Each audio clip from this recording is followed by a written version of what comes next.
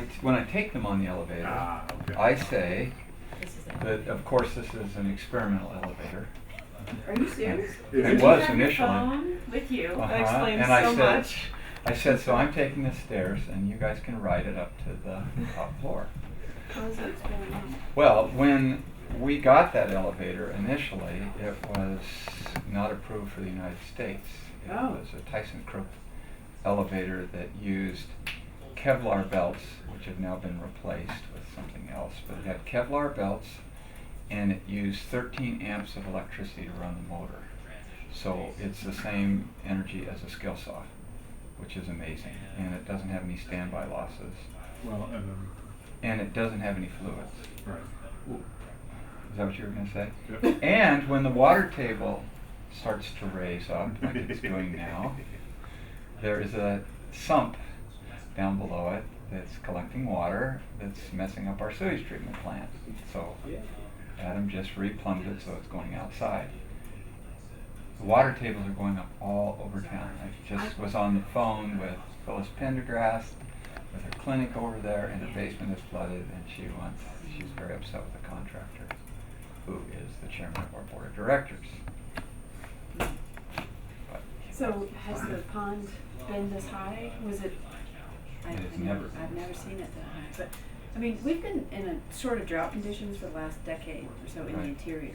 So we kind of have to look at water levels relative to maybe some time ago, but still, I would suspect that water levels might be even higher than a previous average. There's basements flooding all over the place right now because the water table's just up and the river's up. And this is a perched water table sitting on the permafrost. And when we excavated for this building, we were right there. At water level? It was, you know what lush gets like when it's saturated? We got right there with this spline in this area. So then we brought in gravel and built it up a bit before we poured the thing. But yeah, water table's high. So the elevator, that's the deal on the elevator. And it actually is a great elevator when it's working, right? Everybody likes it.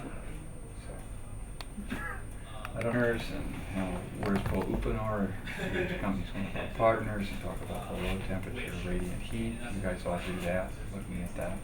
The idea of making it transparent. Once again, I really want to see that display working every day on. Do I need to talk to Kristen about that? Again? Well, yeah. It should be on every day. So when people come here. It's set up, so I think it's just a matter of turning it on. Yeah. And it goes to sleep, you know? Maybe it's asleep. Then we got some little wireless mouses. We got some mouses so you don't have to put your Yeah, finger on because it. it's not super sensitive. So. Actually, it's been on, because I Oh, asked yeah. Kristen about the fan running, but it doesn't look like it's on. Uh-huh. But you So can it's been hear power it. sitting Yeah, there. the Okay, fan so we just need to running. kind of guide people toward it so they can. So I am extremely disappointed that this thing is running in the summer. And that will not happen in another summer. We will get our domestic hot water either off our solar hydronic up here, our original one to the storage tank back here, or off the heat pump, which is Not in the possible. next 3 years. Okay, not It's in the part next of the 3 years. research project. So we need to get that commissioned again Mhm. and working. And it shouldn't be any problem for you guys, I mean, to get enough water in the summer to do that. And then in the winter, we're gonna have to come off of something. And I would rather, well, the Beastman's a good unit. I mean, it's fairly efficient, but it's a beast for just water. So we'll probably have to use it. That's Yeah. just for water, it's not for heating. It's not used, well, But if the North Lab needs it, if the North Lab needs it for the unit heater, the unit heaters. Yeah. The unit heaters on the North and South Lab run off of this. And Those actually, are the the ones South in the Lab, basement. the South Lab was off. I think he turned it off in February. It never came on. No, Dave just turned it off. It stayed 55 or warmer, and he decided that was fine. Though I think, well, nobody's in this office now, so it doesn't really matter. So the Beastman will probably stay to provide supplemental heat. The The other side over here, I had Dave put in unit heaters off of the wood-fired boiler, not condensing, but the gasifier that we've got over there with the 2,000 gallon tank. Are we gonna use that again? We probably will at Okay. some point. What I want to do is make the point we can go off fossil fuels. Mm-hmm. So I want to have some way for us to do that. And I wanted to make the point that, at least for the heating load, that we could produce enough electricity from the solar voltaics Mm-hmm. over a year period to run the heat pump. Offset the heat pump. Can we? How much electricity do you need for the heat pump? When it's running, it's 5 You know, what's your annual? kilowatts. I haven't figured it out yet. Okay. Because, I mean, maybe not this year, given how cloudy it's been, but, you know, in past years, 13,000 kilowatt hours of generation off the solar panels for the year is about, it's pretty close Maybe. to the average. Let's try to see, because when we make and we may want to have a snapshot on that, on moving toward all renewables. Mind Yes. you, if you took the solar panels and you replaced the concentrators with one of the other types, you'd up that a bit more. You mean the one that's... Yeah, if you replaced that with one of the others. Yeah, that one didn't work out like we'd hoped. Well, but I mean, even the manufacturer, when we went back to him, he acknowledged the fact that it's really for low latitudes and it makes its power off direct light, not diffuse light. And we have periods where, you know, 35% of our power is coming from diffuse and not direct. Well, and it loads with snow Yeah, all the time. yeah. And dirt. And dirt and all that, so. So it's a nice idea that we produce enough power from the solar array to power the ground source heat pump, but in real time, we don't. I No. mean, in a net way, we can, but we still rely upon fossil fuel generated electricity from the grid to run it day to day throughout the winter. Yes, but if, you can also make the argument if we're selling back to SNAP, Right. and we're buying it back in the winter, the utility becomes our battery. Right. So basically, we're getting credited. We're moving in that direction, you know. Net zero, what does that mean, really? Does net zero mean you use no energy at all? That's what it should mean. But what it means is you use Right. renewables in some kind of form. Well, you can burn 60 cords of wood a year and be net zero, That's right? Yeah. You can put a Stirling engine on top of that thing. That's right. Well, that's what we wanted to do, you know. We might as well in this room. You guys knew about all those efforts over the years, right? Yep. To have a little CHP, And combination heat and there's- power thing for the villages. And Oh. Bernie feels that he's got one now, but I have never seen it. But But there's all sorts of videos and websites for people's do-it-yourself Stirling engines mounted on top of like wood stoves or Yeah. you and then name we it. looked at gasifiers and all that. Yeah. You were aware of that. I went down and saw that one in Berkeley running off of almond, off the ship. almond husks. The Yeah. problem with a lot of the combined heat and power is like the one you went and looked at, which was very experimental. The lowest that they were looking at was like 25 kW or 15 kW. And, Yeah. you know, the 15 kW that you looked at was having real problems with their feeding, if I recall. And lots correctly. of creosote and dripping and dirtiness. Yeah. But that's why we're a research center, right? We're Yeah. working on Oh, these sure. things. Now, these guys, tell me about these. Originally, each one of these was recording efficiencies related to each one of these different They boilers. were recording the energy use. The energy use of The each of the The boilers. energy output, actually, of each of the boilers. And So several now of the we inputs have the behind heat it, pump too. on this one. Yes, and actually 2 of those are heat pump now. We have the energy output of the Wiesmann, the energy output of the condensing boiler, which is not hooked up. If the heat pump fails, somebody has to come in and figure out which button to flip to get it running again. Yeah, I know how to do that. And then Well, do you? Okay. the one on this end is energy from the heat pump to the building. And the other one The amount of is BTUs In that are BTUs, yeah. being produced by the heat pump. yes. So it's 64,000 BTU? That's total. Oh, okay. And you can push any button you want on these. So right now, That's zero. there's no energy going to the building from the heat pump. There's no flow going to the building. Because it's not calling for And it. the temperature, the supply temperature is 83 degrees. In the ground, the fluid in the ground? No, the fluid in this pipe, which has been Oh. sitting for Right. months. So we got 83-degree water ready to start heating. Well, it's just because It's of the just sitting warmness. there. Yeah. It's in Just this the pipe room that's in this temperature. room It's that's kind Now, of- empty. that If, one uh, there, Yeah, this one is the energy coming from the ground. Right now, nothing's flowing. And the temperature sensors are in the building. So if there is no flow, the temperature, the supply temperature from the ground is going to be the room temperature. How high can the temperature get to heat the floor? What do you have it set at? 107. It's at 107 degrees. So it can produce 170 degree heat into our slab Yes. to heat this building, which is plenty. That's the maximum or the minimum? That is the maximum. Oh, okay. And it's got an outdoor set point, so I think it goes down as low as 80 to So deliver depending to on the the building. outdoor Yeah. air, it draws more heat or less heat. Mhm.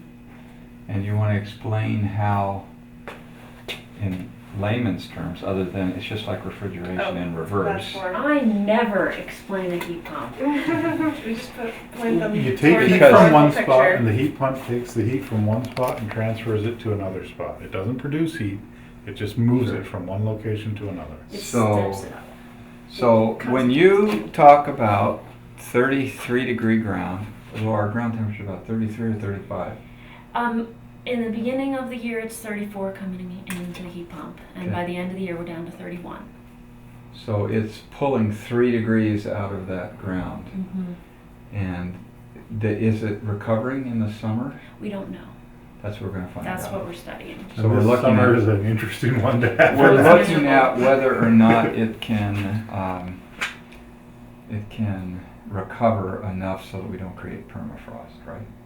Well, actually, even creating permafrost is going to give us energy because there's so much energy in freezing. But what we're really looking at is if we keep pulling heat out of the ground, does it get to a temperature where the heat pump is no longer efficient? That temperature, according to the heat pump specifications, 28. like 22. Yeah, back But- when, prior to this, when I was talking to some people that have installed heat pumps in like Montana and North Dakota and whatnot, if the ground temperature is 25 degrees, they can pull heat from it. So, that, Yeah, and heat pumps get better all the time. This is a special cold Yeah. weather. It's designed for this kind of But Canada, northern what we US. really need to be looking at, in some respects, we have this chart that says North Fairbanks heat pumps don't make sense.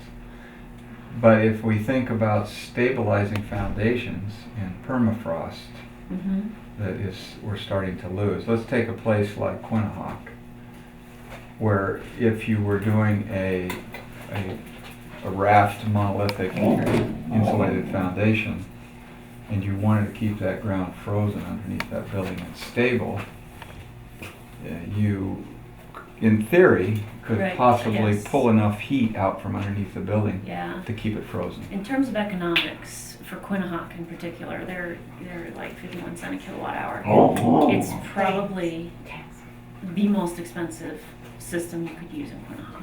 Because of the cost of the Yeah. energy. But in places that have lower electric costs, it's more cost effective. Anchorage. Yeah. In Anchorage, does a heat pump make more sense than burning natural gas, which is No. also affordable? Okay. No. But in Fairbanks, of course, with diesel it does. So as we move into an era where we may be using natural gas, then we have to see Yeah, where it it is really for depends. Fairbanks. It depends on the cost of natural gas and the cost of electricity.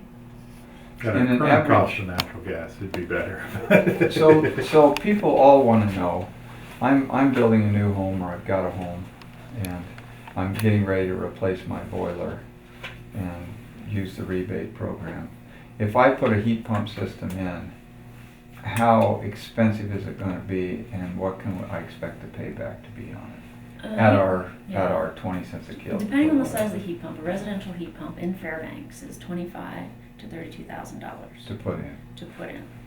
Is that vertical or horizontal? It's a mixture right now. I mean, we did a survey. We've talked to like 15 people, and that's kind of the average price. I mean, they go well above that. So here's the homeowner saying, well, okay, I can put in an FCX boiler Mm-hmm. for about 10,000 and have it all done, Mm-hmm. burning oil. And there's about a 6-year payback on the efficiency, let's say, on that. How many years payback is there gonna be for that heat pump? Well, right now there's a tax credit. The tax credit is, I believe, 30%. So you get a 30% tax credit From the US government? from the U.S. government if you put in a heat pump, So a $30,000 system, you're paying now 20 for, which is Yes. twice the cost of this. which is twice the cost. Does And that then you- matter what the square footage of the house is? it would, the price Oh, sure. matters, yeah. And so it And, goes by and it's square mostly, footage. it's based on your heat load. Well, it doesn't, not just square footage, but how much energy it uses. How would you know that? Well, going you've in? got it You get a from an model. energy rating. Yeah. An energy rating in the modeling is where you get that. And You it'll can say- have a 1,000 square foot house that uses the same amount of energy as a 4,000 square foot house. Comes back and says your design heat load is 40,000 BTUs an hour, well, So that's what you size your system. you get your 30% tax rebate, so then it's twice the cost of a boiler. So Mhm. then it's, so how do you pay off this extra $10,000? For example, this heat pump, we estimate, based on its efficiency, Mm-hmm. that we're saving $1,700 over using oil Per year. per year. How much oil is that? I mean, It's at $4 a gallon, so $1,700 at $4 a gallon, quick, 400 gallons. yeah. What's the lifespan of the pump? 25 years. 20 Is it 25 warranted? years. It is warranted, and depending on the company, like this one is warranted, the installation is warranted for 5 years, and the unit itself is warranted for 10. You're saying you're saving 425 gallons a year? I think that's what we're saving. I mean, that was a really rough estimate that Ryan had me do a long time ago. Which is, I haven't we're done about it. 1,400 gallons a year, Yeah. so it's saving a third. Yeah. And it really, I mean, it It's- depends. That's right, because we've upped the wood intake, yeah. That's That right. would be the whole building, No. the original. Yeah, and I mean, it depends on your house, the efficiency of your heat pump, how much, the set point of your house. There's a whole bunch of, So that's 5,000 square feet over there.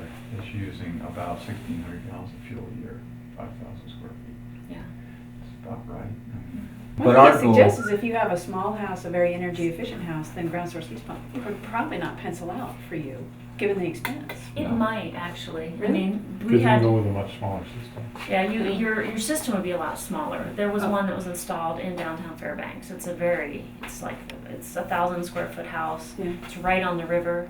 They Huh. put their ground loops in the water table, and it was, I think, 22,000 for the system. So they scale, Yeah, the costs scale with size. yeah. but it depends on the house. I mean, Sure. when you're down with our hybrid homes, these houses we're doing, like in the Sustainable Village, if you're down to 150 gallons of fuel oil a year, Your payback is 20 years just because you don't use Yeah. it. you're just not Exactly. using anything. So, So that's- really, the thing is it's all about the envelope. Right, If you're building new, it's all about the envelope because you just don't need much. right. Yeah. Our goal here on this building, You in start- my mind, has always been a year from this fall to in principle, to be able to heat this building completely with renewables. Mhm. Once you get down to that low level, And I where you think we can can so get little there. for space heating, Yeah. you're at a level where the big What's that? thing you're looking I at do for these wonder- systems is domestic hot water. We should look at what we spent on oil this year, because it was heating the lab and the baseboard. And I wonder, how much, Not much baseboard coming on with that addition. well, with nobody in this office over here, there's Kristen only. keeps her room at about 80. Well, that baseboard has not run in years. It's It's just valved dog off. heat. It's dog heat. Yeah. Well, that and I the was discussing the house that had the coals in the ground by the Mhm. river. Mhm. Does the water level bother any of that? Does Water- it come up? The water level is actually really helpful, Yeah. because if you can put your ground loop in the water table, and it's down by the- flowing water. and it's flowing water, It just keeps. Yeah. it's always gonna be 32.5 degrees or whatever, and you can extract all the energy you want because the water's moving and it stays liquid. I think there are 4, maybe there's 3 heat pumps right now that are installed in this lake out on Chena Pump Road. And the bottom of the lake it's always 33 degrees because the lake doesn't freeze to the bottom. So he has a very efficient heat Is pump. that off-road enough? Yeah. Is there any credibility to the the idea that your average ambient air temperature is reflected by your ground temperature. So if you're in an area like here in Fairbanks, I think our average annual temperature is something like 33 or 34 degrees. Oh, you're saying, a match between air temperature? Right. Oh, I don't know ground. about that, but I mean, certainly correlated. I think it's But- pretty close, because in Barrow, I think it's 28 or 27 degrees, and that's about what the temperature of the perimeter There are is. some texts that talk about that, but Yeah. It depends. Just near the surface, I'm not Yeah. talking about the core of the earth. Well, but it depends on the depth. actually, I think there is because the surface you're gonna get high variability, but at a certain depth, you do get a point where that all levels out. It's where that trumpet curve comes back in to Mhm. alignment with the air temperature, and then below it you get warmer. Yeah, there's Well, we probably talk a about that depth. with earth sheltering. There is a depth, but I think it's more like, I don't know, I'd have to look at a trumpet curve again, but I thought it was more like, 40 feet down or something. Well, I can tell you at 9 feet, the soil temperature, average soil temperature is 34 degrees. For Out here? here. And I Okay. think that's our average ambient air temperature here in Fairbanks, isn't it 34 degrees? I thought it was colder, but Or 33, but it's not below freezing. I do remember, however, when I started seeing what our ground temperatures were down, 100 feet around Fairbanks, they're a lot warmer than I expected. What are they? Well, think about different sites. What are I they? mean, you certainly got. They're in the 30s, and I was, expecting them in the 25-ish range, and they rise up in temperature a lot faster than they're really supposed to. It's the ground temperature in Fairbanks is kind of surprisingly variable. Yes. When they drilled 160 feet for this overpass, and they hit bedrock. But they hit frozen bedrock, and it was 20 degrees, and it went for over 160 feet. They stopped drilling. It's like just over there, the ground is 20 degrees, Yeah, and well- over here it's 34. And then if you take like the Chena Hot Springs Valley, that whole valley going up Mhm. that way, or the Chena River Valley, the bedrock underlying that is actually radioactive. Oh, nice. And so it actually puts off heat. And so you get warmer water temperatures and warmer ground temperatures in that whole valley because of radioactive warming. It's an interesting heat Is system. a pellet boiler? What? Well, Sorry. What? You don't want to talk about the heat pump anymore? Well, I always explain. So I'm like, this is the loop field. I remember Andy saying it was about 1 full mile, like a little over a mile of slinky loop, and it's 9 feet deep. And then you explain like what the ground temperature is and how it changes over the winter, and then it shows, we pull the heat off of that, use electricity to pull the heat off of it in the heat pump, which is right there. This is what's happening inside the heat pump. This is your incoming fluid. This is the refrigeration cycle. This is just like what's in your refrigerator, even though you can't see it. It keeps your food cold. And so this pulls, even though this isn't very cold, this has a really low boiling point, and it pulls the heat off of it, then it compresses it, makes it even hotter, and then this is your floor loop. It comes in and transfers the heat and then distributes it to the building. And then these are the things that we're studying. People kind of seem to get it. Maybe they're faking it. But I've kind of seemed to get it for years, and I'm still faking it. And then they do always ask about water, so that's always a good thing to mention. Like they're good in a lake, and what you said about the water table. And then we're gonna make another one of these posters that has this highlighted. But this is a good place to explain the solar thermal storage project too, because you can see all the solar collectors up here, and you say we're charging up, and then we have this mound over there with 25,000 gallons of water, super insulated tank, and we're using the sun in the summer to charge up that tank and use that as a battery, and then in the winter But we need to change that, because as we go into this room, Yeah. Well, we'll print another one of these and we'll fade this out and highlight the yeah, but solar I mean, stuff. on the solar stuff, as we go into the pellet boiler room, Mm-hmm. that is, of course, our primary solar hit.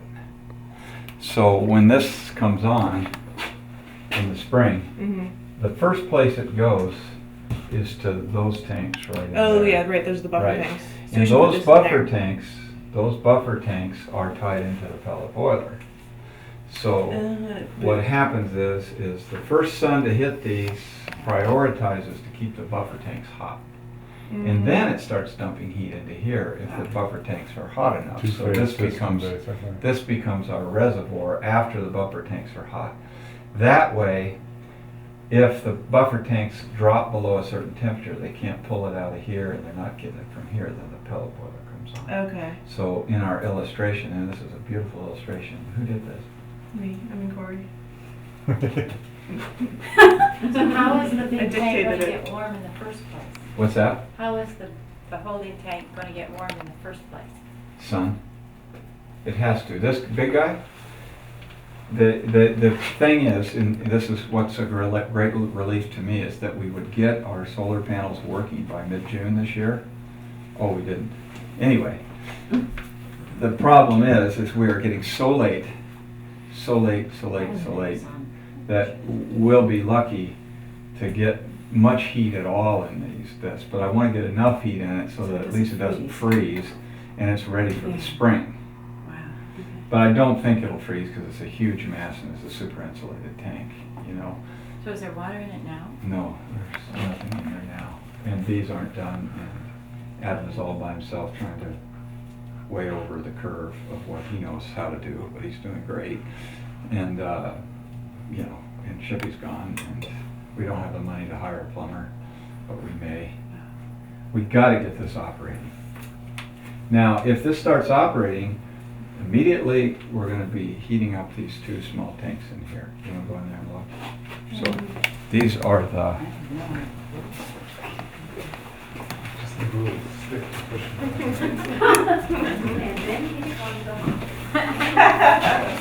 and it is either produced by the solar, or it's produced by this, or it can also be produced by the Beesman.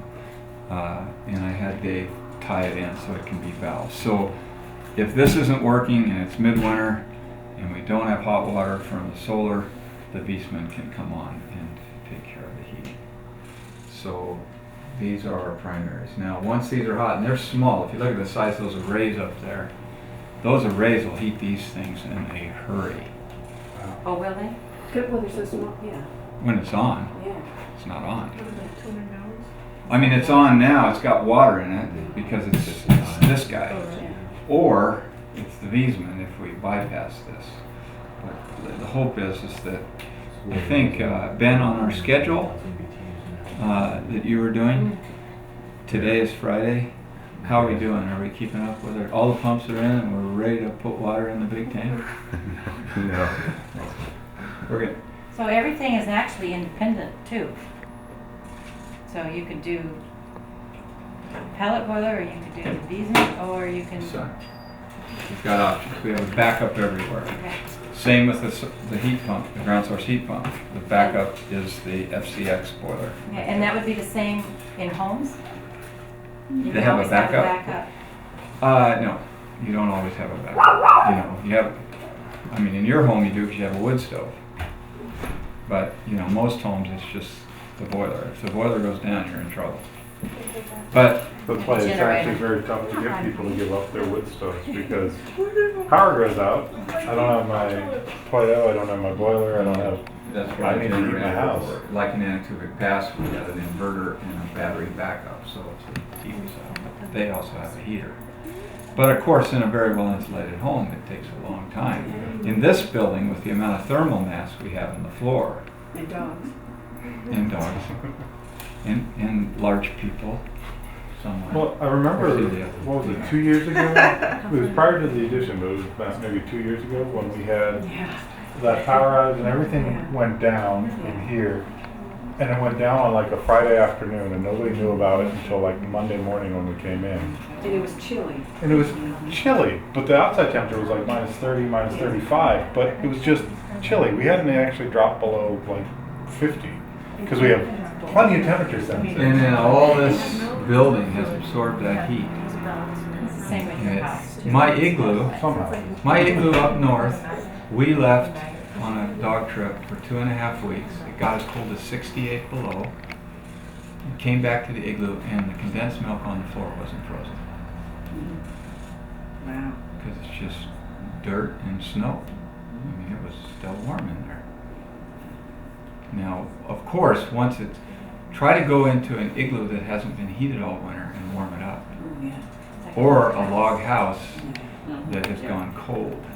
Now you've got to heat up all that thermal mass to get comfortable, and it doesn't work. When you go out to these cabins in the White Mountains and you have a big fire, it'll get cold really quick. But if you were living in that thing, now you've absorbed that.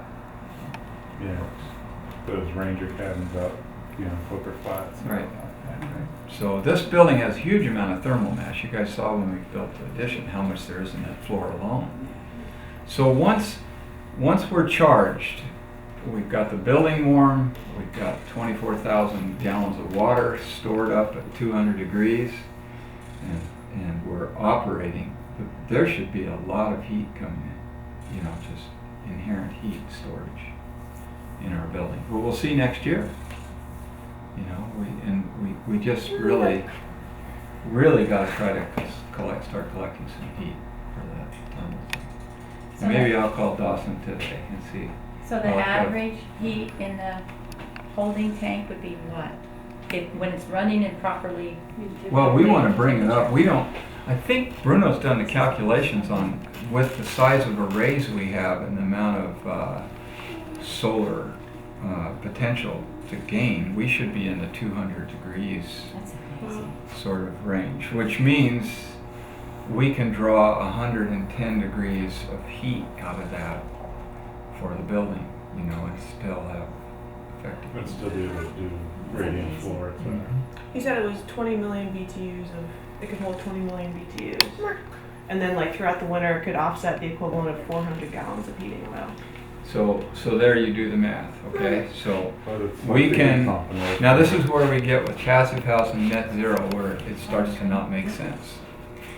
Because if you are offsetting 400 gallons of fuel at $5 a gallon, that's a couple $1,000s a year. And you've got, in this case, we have a $70,000, $80,000 system.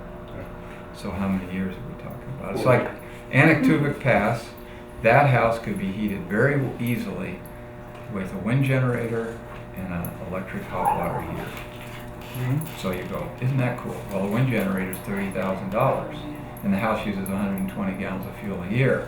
So even at $10 a gallon, it's almost a 30-year payback for the wind generator to go to net zero. And the wind generator won't last that long. Key is, don't use much energy. Now, does it make sense for us to do this then on this building? I mean, arguably, it made no economic sense at all. But we want to show what the potential is, that it can be done. So we'll play with it.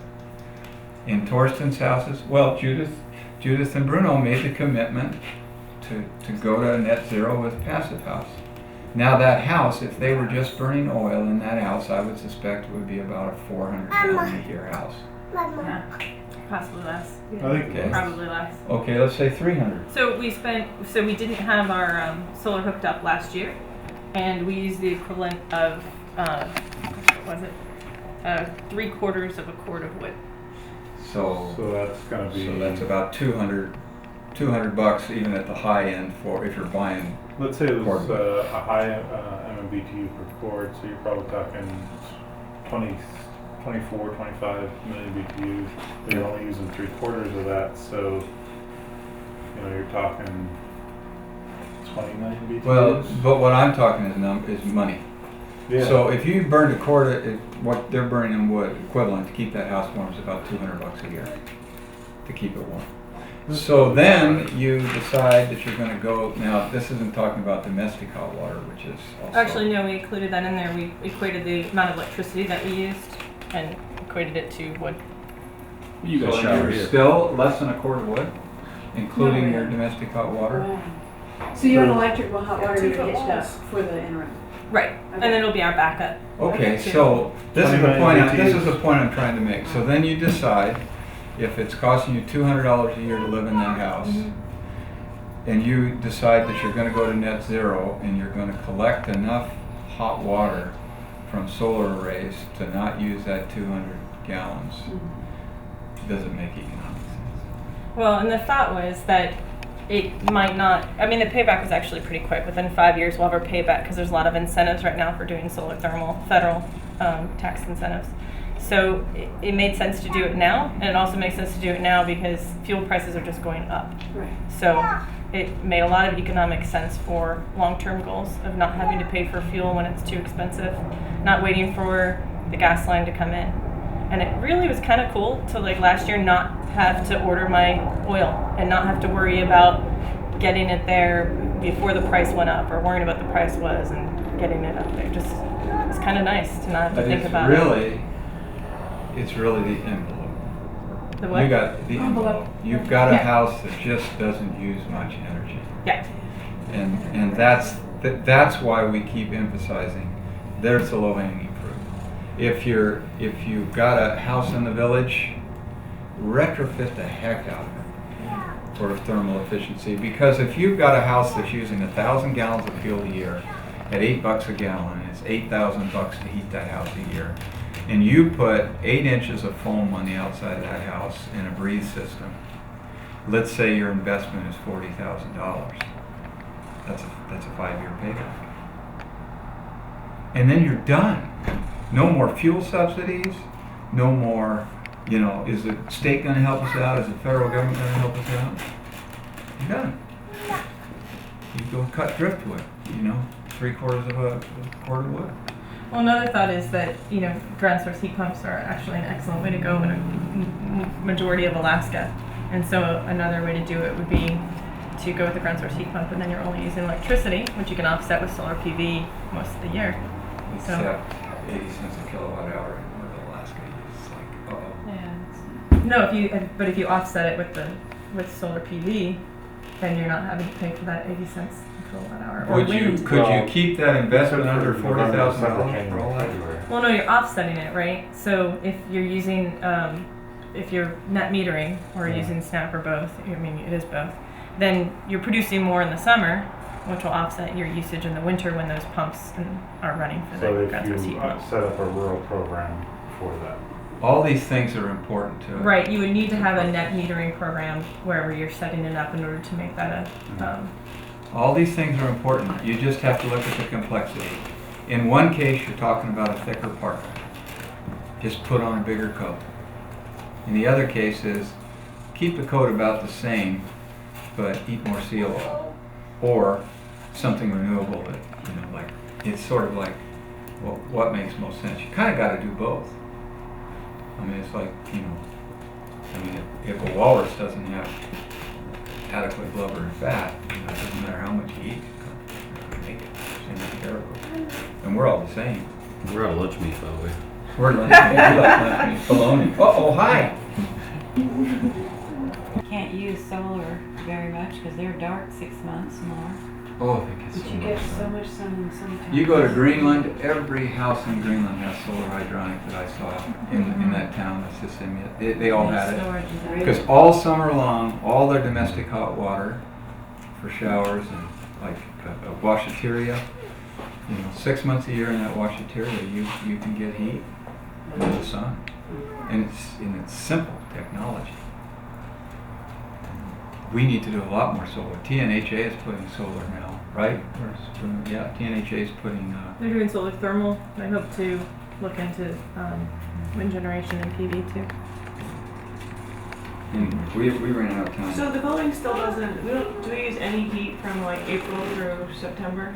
We don't use any space heating. Other than you taking showers, Molly. Has it kicked on this summer though? I thought that it seemed like the boiler had kicked on. This is going. The boiler kicks on for hot Just water. for hot water and just for the showers, not for. It's pretty much, and that's just passive solar. I thought the passive solar wasn't hooked up right now. No, passive solar is the Just in window. through the windows. Oh, in through the windows. I don't think it comes Okay. on much, and we have lighting and people and dogs Yeah. and babies, plants. plants. What plants? They do when they breathe. They do their life too They do what? when they breathe. They're breathing good vibrations. It's not with air. The moisture Never in mind. the sky. Actually, their process. Okay, bye. Their process tends to cool things down. Yes. Thank you. They just act like little radiators. Alternative energy in general. should talk about the building. Philosophies. The building. Yeah. Well, all I know is it has 8 inches of foam. So what do I say about the addition? It's like commercial frame, steel frame construction, obviously, with bloated, dense packed cellulose, 4 inches in the inside cavity, and then 8 inches of foam remote wall, which is a step up from the original building, which has 6 inches. Well, and then I also say there's like 6 different wall systems here, just to emphasize that it's experimental and we're testing all these different systems and they're all censored. In the addition or in the original building? Total, just everything. Yeah. And then, yeah, this has 8 inches because it was cost effective to do even more insulation Okay, so 8 inches of foam on the outside, and of the whole how, addition. and how thick, what's the cellulose? 4 inches or 3.5, I guess. Now we have more windows in this guy, more north windows, so we have more heat loss. So the overall composite R value you figure of these walls is? It's about an R60. Maybe 4 inches is the bend back, and then Probably somewhere around 50. 50, R50. Molly, what do you say about Oliver? Come here. Coming soon. I don't really know. I kind of have been holding off on that since it's not set up, but I just say this was a homesteader up in the Kobuk River Valley, and his family decided to display his tools here. He is an illustration of using indigenous designs and traditions and also modifying them to fit his lifestyle. So all of his tools are homemade, handcrafted, using like local materials, and he's really tried to minimize his footprint by doing that. And the connection through Jack, I usually say how Jack used to live The real there as point a is mentor. Oliver listened. Oliver came into a place with respect for the people that actually made it work. And he took his Western eyes and in a good ability to listen to the successes of people who knew how to live there. And he played with those technologies, just as the people have. I mean, as things came in, the original people were very adept at taking the good things that were coming in, but still operating like a rifle, or a snow machine, the things that would work as a tool. So everything's a tool. Everything we make with these hands is a tool for our subsistence and for our living. And what Oliver illustrated was how adaptability and creativity can improve on things and how we can do that together. But the real point is listen and respect for success and then build on that. That whole idea of indigenous wisdom and modern technology, we can continue to develop those things. So that's what this is supposed to illustrate. And Oliver is the main theme, but he's just an illustration of one man that approached life in a very practical form that addressed being sustainable. And of course, the people that were originated here were very sustainable. So were our ancestors. Our ancestors lived very sustainable lives.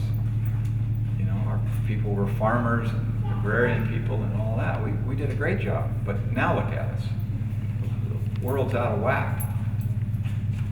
So what can we do in Alaska? That's the point. So that's the whole deal. And I'm getting on. Yeah, well, and then we'll have like Hallelujah. a lot of photographs and narrative that'll go along with it, so that'll tell the story a lot too. I feel like people always ask that. I know. Talk about the whole deal. Because, I mean, this building is so thermally isolated from the ground that it really should have no effect. But we are monitoring it, as everybody knows, and we've got ground source heat pump loops underneath here. So we can pull, if we start to lose heat under here, we can pull it back in and utilize that heat. Same thing with our tanks. That solar thermal tank out there, if it starts to lose heat, we can, into the ground, we can recapture, right, Ness? Right, Robin? Right, Where's right. Robin? She's not paying I attention. can check, actually. There are 2 loops buried Right. underneath. So we have the ability to do that. Yes. We also have a huge amount of thermal mass. You know, there's 2 feet of sand and gravel sitting on a foot of XPS or EPS. So we have this massive area in this floor that can absorb heat. absorb it both through active heating in the floor from our solar system, but also just from the sun, that whole idea of thermal mass. For this building to get cold is a big job because it's got so much mass. Also, as we said earlier, if it does go cold, there's an awful lot to have to heat back up. So, What's the point of having the tank half above ground? the ground's frozen down there. So normally would it be underground? That tank, best place for that tank is inside the building. Because then any heat loss that comes from the tank is absorbed in the building. Problem is that it weighs a lot, and our foundation, because of differential loading, I didn't want to have it putting a heavy point load in one area of the building, and we didn't have the space. 24,000 gallons is big. So most homes would have it? Not most. Most homes don't have it, but Judith and Bruno have one. Judith under and the Bruno house. does. Torsten has one. Theirs is vertical. Right, I saw it. Vertical's better. I mean, in the ideal situation, that tank would be in this tower right here, standing up on its end. You still have to insulate it, keep the heat in it, but that would be the ideal, because then you get stratification. You can pull different temperatures off of it as you need it. Since we're not pulling domestic hot water off of it for this building, it's not as critical. Exactly right. Yeah. We're out of time.